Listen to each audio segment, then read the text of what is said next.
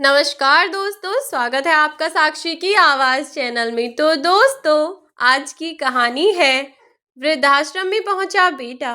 जब पिता का आखिरी सामान लेने पहुंचा तो पिता के बक्से में उसे जो मिला उसे देखते ही उसकी आंखें फटी रह गईं और आंसुओं की धारा बहने लगी। आखिर ऐसा क्या था उस बक्से में, आइए जानते हैं। पुनीत, मुझे कोई बहाना नहीं चाहिए। मुझे आज शाम तक किसी भी हाल में अपनी प्रेजेंटेशन रेडी चाहिए, तो तुम चाहे कैसे भी करो, लेकिन मुझे आज शाम तक प्रेजेंटेशन बिल्कुल तैयार चाहिए। तुम्हारे पास ठीक 3 घंटे हैं। अब इसमें तुम क्या कर सकते हो क्या नहीं, मुझे बिल्कुल नहीं पता। तुम अपनी जितनी मेहनत कर सकते हो उतनी करो, बस मुझे प्रेजेंटेशन तैयार चाहिए। अगर टीम में किसी की भी हेल्प की ज़रूरत हो तो तुम उसे भी अपने साथ ले सकते हो। यह चारों तुम्हारी हेल्प करने के लिए ही हैं। पुनीत के बॉस ने उसे ऑर्डर देते हुए कहा, तो पुनीत ने भी पूरे कॉन्फिडेंस के साथ अपने सर को जवाब दिया, ऑल राइट सर, 3 घंटे के अंदर अंदर मैं आपको प्रेजेंटेशन तैयार करके दे दूंगा। और फिर पुनीत का बॉस अपने कैबिन में चला गया और इधर पुनीत अपनी टीम के अनुसार बाकी मेंबर्स को अपने साथ लेकर अपना काम करने में जुट गया कि तभी पुनीत के फ़ोन पर किसी की कॉल आई।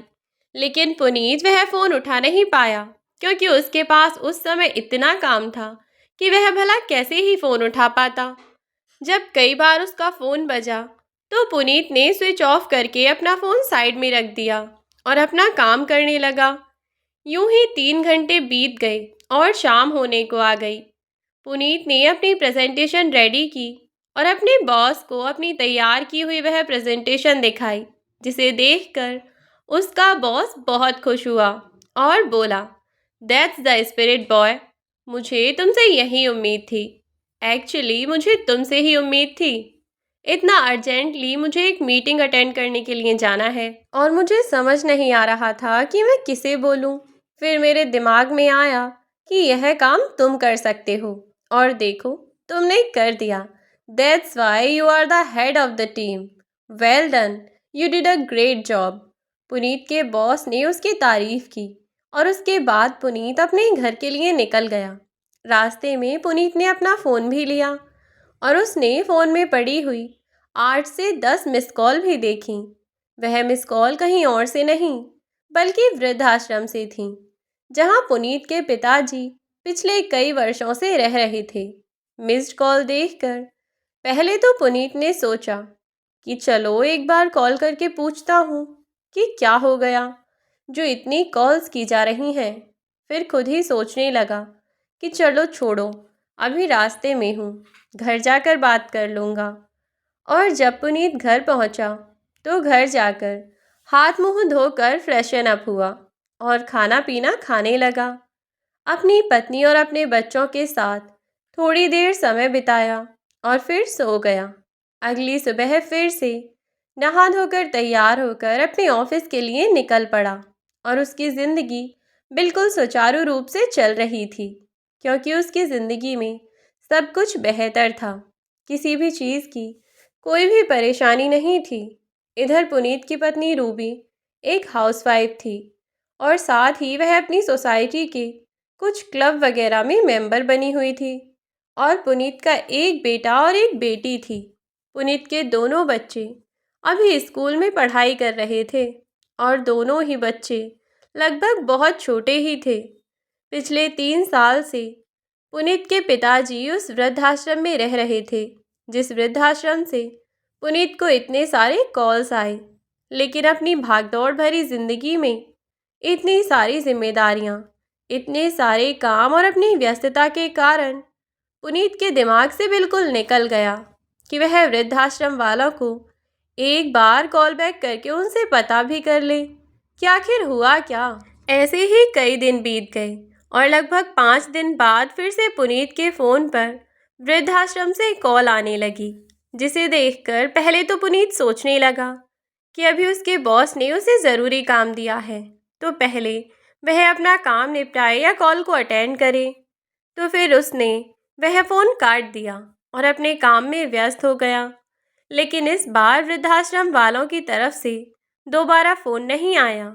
लेकिन पुनीत ने फ्री होने के बाद जैसे ही वृद्धाश्रम में यह जानने के लिए फ़ोन किया कि वह बार बार उसे फ़ोन क्यों कर रहे हैं, बार बार कॉल करके क्यों परेशान कर रहे हैं। जब पुनीत ने यह जानने के लिए उन्हें कॉल किया तो सामने से जवाब आया कि मिस्टर पुनीत, जितना जल्दी हो सके आप वृद्धाश्रम आ जाइए, और इसीलिए हम आपको बार बार फ़ोन कर रहे थे। इस पर पुनीत चौंकते हुए बोला, लेकिन क्यों? अचानक ऐसा क्या हो गया कि मैं सब काम छोड़ छाड़ कर वृद्धाश्रम आ जाऊं? बताइए मुझे कि आखिर ऐसी क्या बात है। तब उन लोगों ने पुनीत को बताया कि पिछले लगभग एक हफ्ते से उसके पिता प्रदीप जी की हालत बिल्कुल ठीक नहीं है, और अभी 5 दिन पहले जब उन लोगों ने लगातार उसे फ़ोन किया था तो इसका इकलौता कारण यह था कि उसके पिता प्रदीप जी की सांसें कुछ समय के लिए रुक गई थीं, जिसके कारण सबको ऐसा लगा कि जैसे यह इस दुनिया को छोड़कर जा चुके हैं। लेकिन पता नहीं जाने किस कारण प्रदीप जी की आत्मा जैसे उनके शरीर में फिर से वापस आ गई और वे जीवित हो उठे। और तब से जब से उन्हें होश आया वे उसे बार बार अपने बेटे यानी पुनीत को ही याद कर रहे हैं। अपने पोते पोतियों का चेहरा देखना चाहते हैं, अपने बेटे से मिलना चाहते हैं। यह सब सुनकर पुनीत एकदम परेशान सा हो गया और बोला, मिलना चाहते हैं? मतलब अब मैं सडनली वहाँ कैसे आ सकता हूँ? आप एक काम कीजिए, आप फ़ोन पर मेरी उनसे बात करवा दीजिए, मैं उनसे बात करके देखता हूँ। पुनीत के कहने पर वहाँ के कर्मचारियों ने पुनीत की बात उसके पिता प्रदीप जी से करवाई, लेकिन फ़ोन पर प्रदीप जी ज़्यादा कुछ बोल नहीं पा रहे थे। यहाँ तक कि वे जो कुछ बोल रहे थे पुनीत वह सब बातें सही से समझ भी नहीं पा रहा था। प्रदीप जी ने बहुत हिम्मत करके बस अपने बेटे को इतना कहा कि पुनीत, एक बार आ जा बेटा, मैं तुझे देखना चाहता हूँ और बच्चों को भी देखना चाहता हूँ। एक बार आ जा बेटा, मरते बाप पर इतना एहसान कर दे। इतना कहकर उन्होंने पुनीत के सामने हाथ जोड़ लिए तो मजबूरन पुनीत अब उनसे कुछ कह नहीं सका और चुप हो गया। लेकिन अब इधर पुनीत के दिमाग में बस यही चल रहा था कि वह कैसे अपना काम छोड़कर अपने पिता के पास जाए। लेकिन फिर अपने पिता का वह बुझा हुआ चेहरा, जब वह हाथ जोड़कर उससे विनती कर रहे थे, बार बार उसके सामने उनका वह चेहरा आ रहा था। ना चाहते हुए भी पुनीत खुद को रोक न सका और उसने डिसाइड कर लिया कि वह अपने पिता को एक बार देखने के लिए उस वृद्धाश्रम में ज़रूर जाएगा जिसने अपना जीवन उनके लिए समर्पित कर दिया। उस पिता के लिए, उनकी आत्मा की शांति के लिए वह इतना तो कर ही सकता है। इसलिए पुनीत ने अपने ऑफिस से छुट्टी ली और अपने बच्चों को और अपनी पत्नी को कहा कि वे लोग वृद्धाश्रम अपने पिता से मिलने के लिए जा रहे हैं। हालांकि रूबी अपने सास ससुर को पसंद नहीं करती थी, लेकिन फिर भी उसने सोचा बस एक बार वृद्धाश्रम में रह रहे प्रदीप जी को देखकर वापस ही तो आना था। इसीलिए रूबी ने भी कोई आपत्ति नहीं जताई और पुनीत अपने परिवार को अपने साथ लेकर निकल पड़ा। और उसी दिन लगभग दोपहर तक वह उस वृद्धाश्रम में पहुंच गए जहां पुनीत के पिताजी रह रहे थे। वृद्धाश्रम में पहुंचते ही बच्चे, जो कि अपने दादा दादी के प्यार से हमेशा ही वंचित रहे, वे वहां पर इतने सारे बुजुर्गों को देखकर उत्साहित तो थे ही, और साथ ही जब उन बुजुर्गों ने वृद्धाश्रम के अंदर छोटे छोटे 2 बच्चों को देखा तो वहां उपस्थित सभी बुजुर्ग उन्हें किसी खिलौने की तरह ही समझकर उन्हें खिलाने लगे, या यह कहो कि उनके साथ खुद खेलने लगे। कोई उन्हें टॉफ़ी बिस्किट देता तो कोई उन्हें चिप्स और कचरी देकर अपने पास बुला रहा था। इधर पुनीत वृद्धाश्रम के संचालक से मिलने के लिए गया ताकि वे उसे उसके पिता के पास तक पहुंचा सकें। अब पुनीत ने संचालक से बात की और अपने पिता के पास जा पहुंचा। पुनीत जब अपने पिता के पास पहुंचा तो उस वक्त उसके पिता की हालत बहुत गंभीर थी। वहीं पास में बैठा हुआ एक कर्मचारी चम्मच से उनके मुंह में दाल का सूप डाल रहा था। वह केवल तरल पदार्थ के बलबूते पर ही पिछले 7 दिन से जिंदा थे और अब तो हर पल ऐसा लग रहा था जैसे यह उनकी जिंदगी का आखिरी पल है। लेकिन जैसे ही पुनीत उनके पास आया तो ऐसे लगा जैसे उनके मरे हुए शरीर में फिर से प्राण वापस आ गए हैं और वह फिर से जी उठे हों। कुछ पल के लिए फिर से उन्हें नई ऊर्जा का उनमें प्रवाह हो गया। पुनीत ने अपने पिता को अपने सामने देखकर कोई खास प्रतिक्रिया तो उसने दी नहीं, बस अपने पिता के पास आया और उनके पैर छुए और वहीं पड़ी हुई कुर्सी पर बैठ गया और बोला, क्या हुआ पापा आपको? अचानक से मुझसे मिलने की जिद करने लगे। सब कुछ ठीक तो है? कोई परेशानी लग रही हो आपको तो बताइए। पुनीत प्रदीप जी से बातें कर रहा था और प्रदीप जी उसकी ओर देखकर बस मुस्कुरा रहे थे कि तभी रूबी और उसके दोनों बच्चे भी उस कमरे में आ गए। रूबी ने बच्चों की ओर देखा तो वह अपनी माँ से पूछने लगे कि माँ यह कौन है। तब रूबी ने अपने बच्चों को बताया कि बेटा यह आपके दादाजी हैं। दोनों बच्चे यह सुनकर बहुत खुश हुए, एक दूसरे की ओर देखकर मुस्कुराने लगे और फिर डरते हुए अपने दादाजी के पास पहुँचे और दोनों बच्चों ने प्रदीप जी के दोनों हाथों को थाम लिया। प्रदीप जी इन दोनों को देखकर बहुत खुश हुए और उन दोनों के सर पर अपना हाथ रख दिया और उठने की कोशिश करने लगे।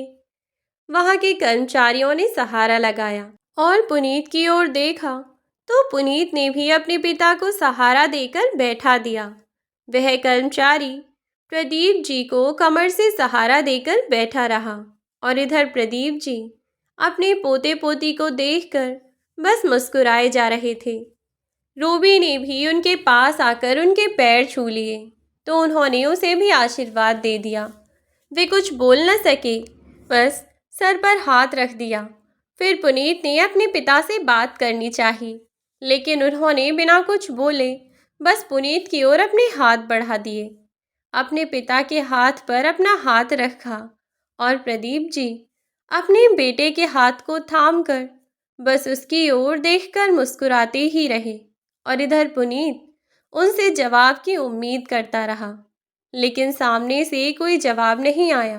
प्रदीप जी की तरफ से कोई प्रतिक्रिया ना आने पर पुनीत अपने पिता को हिलाकर उनसे पूछने लगा, लेकिन जैसे ही पुनीत ने उनका हाथ छोड़ा वैसे ही फट से उनका हाथ नीचे बिस्तर पर बेजान सा गिर गया। और जैसे ही पुनीत ने यह देखा तो उसके होश उड़ गए। पहली बार उसने किसी को अपने सामने यूं दम तोड़ते हुए देखा और यह एहसास उसके लिए बहुत दुखदाई था। जैसे ही प्रदीप जी का हाथ नीचे बिस्तर पर गिरा तो कुछ पल के लिए पुनीत बिल्कुल स्तब्ध रह गया। वह कुछ समझ ही नहीं पा रहा था कि वह क्या करे और क्या न करे। या अचानक से उसके पिता का हाथ ऐसे नीचे गिर गया। कुछ पल यूं ही बैठे रहने के बाद एकदम से पुनीत चिल्लाया, पापा, पापा, आप सुन रहे हैं ना मैं क्या कह रहा हूँ? पापा बोलिए ना, आप जवाब क्यों नहीं दे रहे हैं? प्लीज़ कुछ बोलिए, कुछ तो बताइए पापा, बोलिए पापा। आप तो मुझसे बातें करना चाहते थे ना, और इसीलिए मुझे आपने वहाँ से यहाँ बुलाया। मुझे देखिए मैं आ गया हूँ और अब आप हैं कि मुझसे बात नहीं कर रहे। तब वहाँ बैठे हुए कर्मचारियों ने अन्य कर्मचारियों को बुलाया और उन्होंने आकर चेक किया तो पाया कि प्रदीप जी की सांसें अब बंद हो चुकी थीं और अब वे इस दुनिया को छोड़कर जा चुके थे। यह पता चलने पर पुनीत खड़ा का खड़ा रह गया। जिस पिता से वह इतने वर्षों से दूर रह रहा था, आज उस पिता के एक स्पर्श से जैसे उसे सब कुछ याद आ गया। उनका प्यार, उसका बचपन, उसके माता पिता का उसका ख्याल रखना, सब कुछ उसे याद आ गया हो जैसे। और जब उसे पता चला कि अब उसके पिता इस दुनिया में नहीं रहे तो यह सुनकर उसे बहुत दुख हुआ और पुनीत की आंखें नम हो गईं। हालांकि उसने खुद को संभाल लिया और वह ज्यादा जोरों से नहीं रोया। इधर पुनीत ने खुद को संभाला और उसकी आंखों की जो नमी थी उसे भी उसकी पत्नी रूबी ने दूर कर दिया।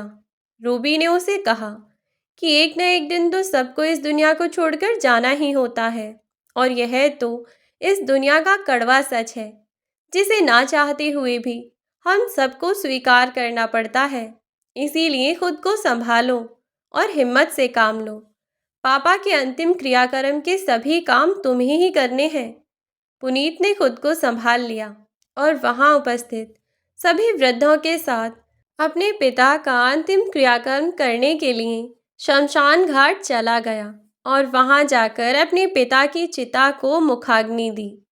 पंडित से बात करके उसने वहीं कुछ ब्राह्मणों को खाना खिला दिया और 13वीं का काम भी 1-2 दिन में ही निपटा दिया, क्योंकि वह ज़्यादा दिन की छुट्टी नहीं ले सकता था। उसका काम बहुत ज़रूरी था। अब जब पुनीत सब कामों से निश्चिंत हुआ तो वह वापस अपने घर जाने लगा, क्योंकि पिछले 2-3 दिन से वे लोग वृद्धाश्रम के पास ही एक होटल में रुके हुए थे। इसीलिए जिस दिन पुनीत को वापस जाना था उस दिन वृद्धाश्रम के संचालक ने पुनीत को सुबह 5 बजे ही फ़ोन करके बुलाया और कहा कि सर, आपके पिता का कुछ सामान यहाँ पर रखा हुआ है, आप आकर वह सामान ले जाइए। हो सकता है कि उसमें कुछ चीज़ आपके काम की हो, वरना आपके पिता की यादें तो हैं ही, उन्हें कुछ नहीं तो अपने पास संभाल कर रखेंगे, तो अपने पिता की यादें आपके पास रहेंगी। मैनेजर की बात सुनकर पुनीत ने कहा कि उसमें ऐसा कुछ ज़रूरी सामान नहीं होगा वैसे, लेकिन अगर कुछ कपड़े वगैरह हों तो आप किसी गरीब को या वहीं पर रहने वाले किसी को दे दीजिएगा। मुझे कुछ ही देर में अपने घर के लिए भी निकलना है।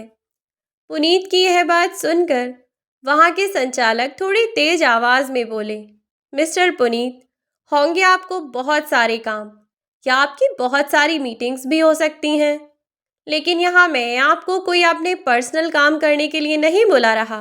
यहाँ आपके स्वर्गीय पिताजी का कुछ सामान पड़ा है, केवल उसे लेने के लिए बुला रहा हूँ। और जहाँ तक बात रही सामान को देने की, तो वह मैं शौक से दे दूँगा, लेकिन कल को इस बक्से को खुलने के बाद इसमें कोई कीमती चीज़ भी निकली तो भी उनसे आपका कोई मतलब नहीं होगा। अब क्योंकि रूबी ने फ़ोन स्पीकर पर रख कर कपड़े पहनते हुए पुनीत से बात करवाई थी, इसीलिए यह सुनते ही रूबी के कान खड़े हो गए और आंखें चौड़ गईं और वह बोली, पापा की कुछ ज़रूरी चीज़ें हुई तो?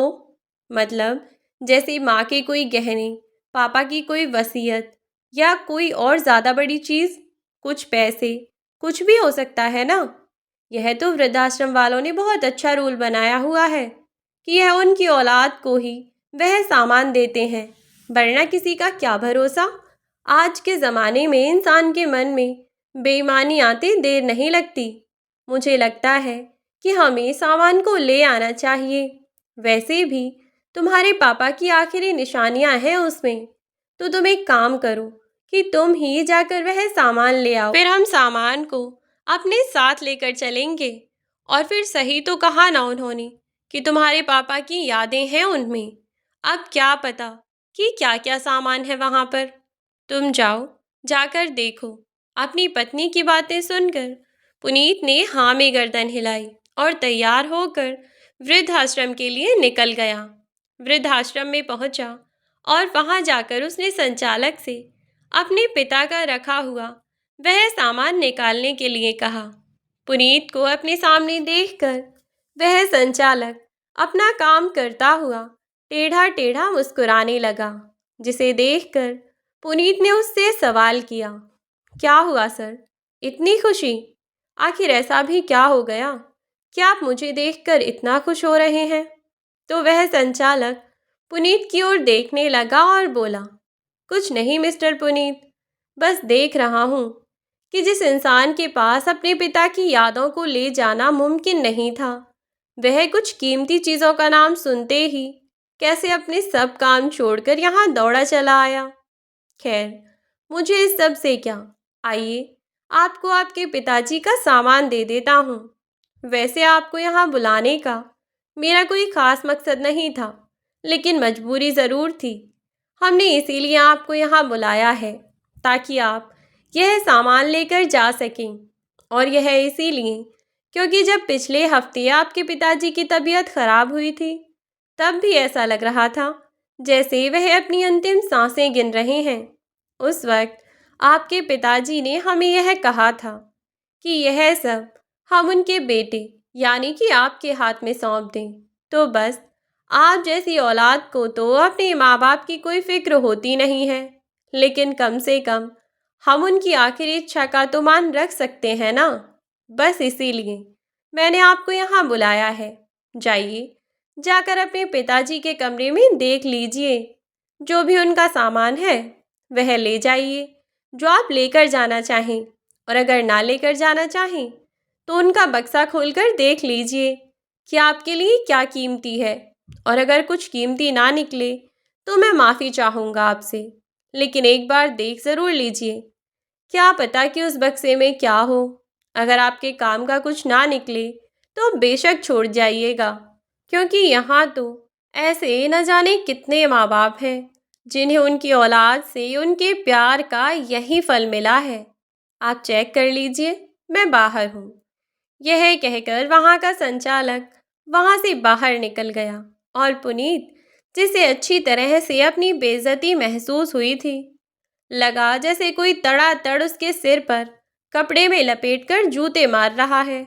और वह लटका सा मुंह लेकर अपने पिता के कमरे के अंदर जाकर वहीं पर सामान ढूंढने लगा कि उसके पिता के सामान में क्या चीज़ें उसके काम की हो सकती हैं। वहीं उनकी अलमारी में उसने देखा तो उसे ऐसे ही छोटी मोटी चीज़ें मिली। अपने पिता का चश्मा, उनकी छड़ी, उनके कुछ पुराने कपड़े और ऐसे ही थोड़ी बहुत चीज़ें। लेकिन वह सब पुनीत के लिए बिल्कुल बेकार थीं। वह उनका क्या ही करता। इसीलिए उन सारी चीज़ों को पुनीत एक के बाद एक इधर उधर फेंकता रहा और फिर अपने पिता के बेड के पास पहुंचा और उनके गद्दे के नीचे हाथ डालकर देखने लगा कि कहीं वहाँ कुछ तो नहीं रखा। लेकिन वहाँ कहीं भी उसे कुछ नहीं मिला। तो गुस्से में पुनीत बड़बड़ाने लगा, कहने लगा कि कह तो ऐसे गए जैसे मेरे लिए कितना बड़ा खजाना छोड़ जा रहे हैं, लेकिन यहाँ यहाँ तो ऐसा कुछ नहीं है। आखिर ऐसा क्या छोड़ कर गए हैं मेरे लिए। पुनीत यह सब बड़बड़ा रहा था तो वहीं बैठे एक बुजुर्ग ने कहा, बेटा, ज़रा बेड के नीचे झांक कर देखो, शायद तुम्हें कुछ मिल जाए और शायद उससे तुम्हारी कुछ मदद हो जाए। उस बुजुर्ग के कहने पर पुनीत ने बेड के नीचे झांका तो उसे उस बेड के नीचे एक बक्सा दिखाई दिया, जिसे देखकर उसने राहत की सांस ली। उसे लगा कि शायद इसमें उसके लिए वह कीमती चीज़ें होंगी जिसकी वजह से उसके पिता ने उसे वह सामान ले जाने को उन लोगों को कहा था। बस इस उम्मीद से पुनीत ने वह बक्सा निकाला और उस बक्से को निकालकर पुनीत उसे अपने साथ लेकर चला गया। बाकी रखी हुई चीज़ें वह वहीं रह रहे बुजुर्गों के इस्तेमाल करने के लिए छोड़ गया। पुनीत फटाफट से बक्सा लेकर अपने होटल पहुंचा, इसीलिए ताकि रूबी के सामने वह उस बक्से को खोले और देखे कि इस बक्से में क्या है। पुनीत ने होटल पहुंचकर कमरे में जाते ही सबसे पहले बेड पर वह बक्सा रखा, रूबी को बुलाया और कहा कि रूबी, फटाफट आओ, देखो मैं बक्सा ले आया हूँ। अब इसे खोल कर देखते हैं कि इसमें क्या है। बस फटाफट पुनीत ने वह बक्सा खोला और रूबी से सामान निकालने के लिए कहा। रूबी ने एक एक करके सामान निकालना शुरू किया।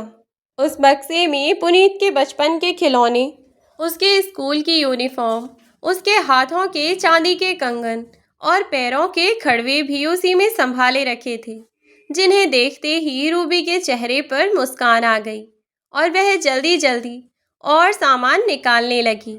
पर रूबी ने सारा सामान निकाल दिया, लेकिन अब उसे इन चीज़ों के अलावा और कुछ नहीं मिला। पूरा बक्सा बस पुनीत के सामानों से भरा हुआ था। उसके खिलौने, उसकी कॉपी किताब, उसके बचपन की हर एक निशानी उस बक्से में रखी हुई थी। यह सब देखकर रूबी बोली, क्या पुनीत, तुम्हारे पापा ने भी जरा सी चीज के लिए इतना तमाशा कर दिया। मैं तो सोच रही थी कि तुम्हारे लिए कोई खजाना छोड़ गए होंगे तुम्हारे पापा, लेकिन यहाँ यहाँ तो बस तुम्हारे चांदी के यह कंगन और पाँव के खड़वे मिले हैं। इतना कहकर रूबी ने बक्से को नीचे पटक दिया कि अब ले जाओ इसे, जाओ और जाकर कबाड़ में बेच दो। रूबी की इस बात पर पुनीत नाराज होता हुआ बोला, मैंने तो तुमसे नहीं कहा था ना, तुमने ही कहा था मुझसे, तो देखो अब। यह कहकर पुनीत उस बक्से को उठाने लगा कि तभी पुनीत को बक्से के अंदर पड़े हुए कागज दिखाई दिए।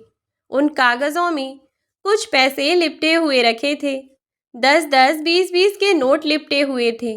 उन्हें देखकर पुनीत कुछ समझ नहीं पाया, लेकिन उन्हीं नोटों के साथ उसे एक कागज भी मिला जिसमें लिखा था कि बेटा, तुमने मेरे लिए जो भी किया, तुम्हारी नज़रों में वह सब सही है। मैं भी नहीं कहता कि वह सब गलत है। शायद यही संसार का नियम है। और वैसे भी यह तो एक सच्चाई है कि जब घर में रखा हुआ सामान पुराना हो जाता है तो उसे घर से बाहर निकालकर फेंक दिया जाता है, या फिर घर के स्टोर रूम में कहीं किसी कोने में पटक दिया जाता है। ठीक उसी तरह से घर के बच्चे जब बड़े होते हैं और बड़े जब बुजुर्ग हो जाते हैं तो वह भी इस बेकार सामान की तरह हो जाते हैं जिसकी ज़रूरत किसी को नहीं। और बस यही सोचकर बच्चे अपने माँ बाप को कचरे के ढेर में लाकर पटक देते हैं, इस वृद्धाश्रम में छोड़ जाते हैं और हमारी सभी जिम्मेदारियों से मुक्त हो जाते हैं। मैं तुमसे कोई शिकायत नहीं कर रहा। जब यही नियति है तो तुमसे शिकायत कैसी? लेकिन हाँ, तुमसे एक गुजारिश जरूर है बेटा। तुम इन पैसों को देखकर सोच रहे होंगे कि यह पैसे मैंने किस लिए जोड़े हैं, और अगर रखे ही हैं तो ज़्यादा पैसे क्यों नहीं? तो बता दूं बेटा कि मेरे पास जो भी पैसे थे उन पैसों में मैं अपने लिए बहुत कुछ कर सकता था, लेकिन मैंने अपनी औलाद के बारे में सोचा और इसीलिए मैंने अपना बुढ़ापा बेहतर बनाने की बजाय अपनी औलाद की जवानी बेहतर बनाने के लिए, तुम्हारा भविष्य संवारने के लिए जो हो सकता था वह किया। लेकिन अब मेरे अंत समय में कुछ मेरे काम नहीं आया। तब जाकर मुझे एहसास हुआ कि जवानी में इंसान अक्सर यह गलती कर बैठता है, अपने बच्चों के प्यार में आकर केवल उनके ऊपर सब कुछ लुटा बैठता है और अपने बारे में नहीं सोचता, अपने बुढ़ापे के बारे में नहीं सोचता। यह नहीं सोचता कि अगर औलाद ने उन्हें लात मारकर बाहर कर दिया तो वह क्या करेंगे, जैसे मैंने नहीं सोचा। खैर, तुम इस बारे में ज़रूर सोचना बेटा, लेकिन फिर भी अगर काम से फुर्सत ना मिले और तुम इस बारे में ना सोच पाओ तो एक मेहरबानी करना, अगर तुम चाहो तो इसे मेरी अंतिम इच्छा मानकर इस वृद्धाश्रम में जहाँ मैं रह रहा हूँ, यहाँ सबके हिसाब से पंखे तक नहीं हैं, जिसकी वजह से मैंने जितने भी साल यहाँ बिताए बड़ी मुसीबत में बिताए हैं। इसीलिए तुमसे यह गुजारिश है कि मेरी यह अंतिम इच्छा पूरी करना और इस वृद्धाश्रम के हर एक कमरे में पंखे की सुविधा उपलब्ध कराना, ताकि कम से कम हम जैसे बुजुर्ग चैन से अपना समय काट सकें। और यह मैं अपने लिए नहीं कह रहा बेटा, क्योंकि जब तक तुम यह पत्र पढ़ रहे होगे तब तक मैं यह दुनिया छोड़कर जा चुका होऊंगा। लेकिन समय बलवान है बेटा, आज जहाँ मैं हूँ कल तुम वहाँ खड़े होंगे, और मैं सोचता हूँ कि मैं तो इन हालातों में भी जिंदगी की जंग लड़ता रहा, लेकिन तुम ऐसे बर्दाश्त नहीं कर पाओगे बेटा। इसीलिए यहाँ पंखे लगवा लेना, ताकि बुढ़ापे में जब तुम्हारा बेटा तुम्हें यहाँ छोड़े तो तुम आराम से अपना समय काट सको। उस पत्र में केवल इतना ही लिखा था, जिसे पढ़ते ही पुनीत को ऐसे लगा जैसे किसी ने उसकी आत्मा को झकझोर कर रख दिया। उस पत्र को पढ़ते पढ़ते पुनीत रोने लगा था।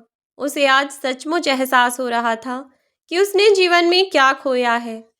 पुनीत की आंखों के आंसू रुकने का नाम नहीं ले रहे थे और वह वहीं पड़ी अपनी बचपन की चीज़ों को देख देख कर और ज़ोरों से रोने लगा।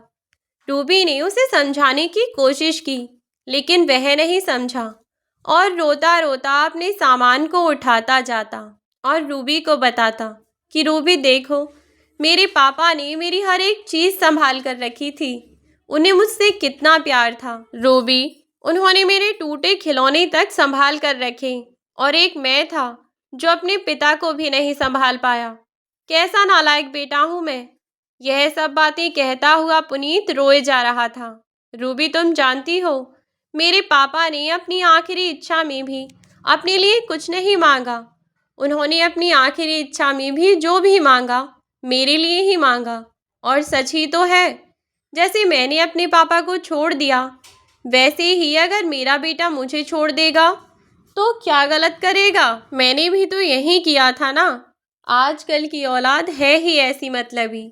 जब तक माँ बाप पैसे देते हैं, जब तक काम आते हैं, तब तक अच्छे, और जब वह हमारे काम ना आए तब उन्हें बेकार कचरा समझकर फेंक देते हैं। जैसे मैंने अपने पापा को वहाँ उस वृद्धाश्रम में पटक दिया। जिंदगी यूं ही चलती रही। मैंने बहुत पैसे कमाए, लेकिन मैं उस इंसान को भूल बैठा जिसने मुझे वह पैसा कमाने के लायक बनाया। पैसे के लालच में मैं भूल ही गया था रूबी कि जिस परिवार के लिए मैं पैसे कमा रहा हूँ, उस परिवार में मेरे पिता भी शामिल हैं, जिन्हें अगर मैं अपने पास न रख सका तो कम से कम उनके पास मैं तो आ ही सकता था। लेकिन नहीं, मैं बहुत नालायक बेटा हूँ रूबी, मैं बहुत बुरा बेटा हूँ। मेरे जैसी घटिया औलाद तो शायद ही किसी की होगी। यह सब कहता हुआ पुनीत रोए जा रहा था, लेकिन अब चाहकर भी कोई कुछ नहीं कर सकता था, क्योंकि प्रदीप जी तो यह दुनिया छोड़कर जा चुके थे। लेकिन पुनीत अपने आप को माफ नहीं कर पा रहा था। रोते रोते पुनीत को अचानक क्या सूझी कि उसने अपने आंसू पोंछे और वापस उस वृद्धाश्रम में जा पहुंचा और वृद्धाश्रम के उस कमरे में जाकर अपने पापा के चश्मा और उनकी लाठी को उठाकर अपने साथ ले आया, जिन्हें देखकर रूबी चौंक गई और बोली, पुनीत, यह क्या है? अब क्या उठा लाए? इन सब का क्या करोगे? इस पर पुनीत ने जवाब दिया, रूबी, जीते जी अपने पापा को तो अपने पास ना रख सका, उनके जाने के बाद उनकी यादों को तो अपने पास रख सकता हूँ ना। क्या पता ईश्वर मेरे पाप कुछ कम कर दे और बुढ़ापे में जब मेरा यह समय देखने का दिन आए तो उस वक्त मेरी औलाद मुझ पर कुछ रहम खाए। अब पुनीत खुद को माफ नहीं कर पा रहा था, लेकिन वह कर भी क्या सकता था। अपने पिता को तो वह वापस नहीं ला सकता था। ऐसे ही अब वे लोग वापस अपने घर आ गए। पुनीत ने अगले ही दिन पूरे वृद्धाश्रम में नए और अच्छे पंखे लगवा दिए, जिससे वहाँ सभी वृद्ध बहुत खुश हुए और खुश होकर पुनीत को आशीर्वाद देने लगे। तब जाकर पुनीत को सुकून मिला कि शायद अब भगवान उसे माफ़ कर दे, क्योंकि उसने जो किया था वह माफ़ी के काबिल नहीं था, लेकिन अब वह अपनी गलती का प्रायश्चित कर रहा था। अब ऐसे ही लाचार माता पिताओं की मदद करने लगा, यही सोचकर कि शायद यही उसके गुनाहों का प्रायश्चित है। जितना दिल उसने अपने पिता का दुखाया है, शायद वह उसकी पूर्ति कभी न कर सके, लेकिन अपनी गलती का पश्चाताप वह कर रहा है, इस उम्मीद में कि उसे देख देख कर शायद उसके बच्चे उसी की तरह और दूसरों की मदद करने वाले बने, ना कि सिर्फ अपने बारे में सोचने वाले स्वार्थी बने। क्योंकि एक नेक दिल इंसान 1000 लोगों को खुशियां दे देता है, लेकिन एक स्वार्थी इंसान उन 1000 लोगों की खुशियां छीन सकता है। तो यह आपके ऊपर निर्भर करता है कि आप एक नेक दिल इंसान बनकर दूसरों की मदद करना चाहते हैं, या फिर आप एक स्वार्थी इंसान बनकर दूसरों की खुशियों को छीनना चाहते हैं, उनकी आंखों में आने वाले आंसुओं का कारण बनना चाहते हैं। तो दोस्तों, यह थी हमारी आज की कहानी। आज की कहानी आपको कैसी लगी हमें कमेंट बॉक्स में कमेंट करके ज़रूर बताएं। यदि वीडियो आपको अच्छी लगी हो तो वीडियो को लाइक करके शेयर करें, और चैनल पर यदि नए हो तो चैनल को सब्सक्राइब करना बिल्कुल ना भूलें। साथ ही बेल आइकन को प्रेस कर दें ताकि आने वाली वीडियोज़ की नोटिफिकेशन आपको मिलती रहे। आज के लिए बस इतना ही। मिलती हूँ नई वीडियो में नई कहानी के साथ। तब तक के लिए बाय बाय मेरे प्यारे दोस्तों, अपना ख्याल रखें और सुरक्षित रहें और चैनल पर बने रहें।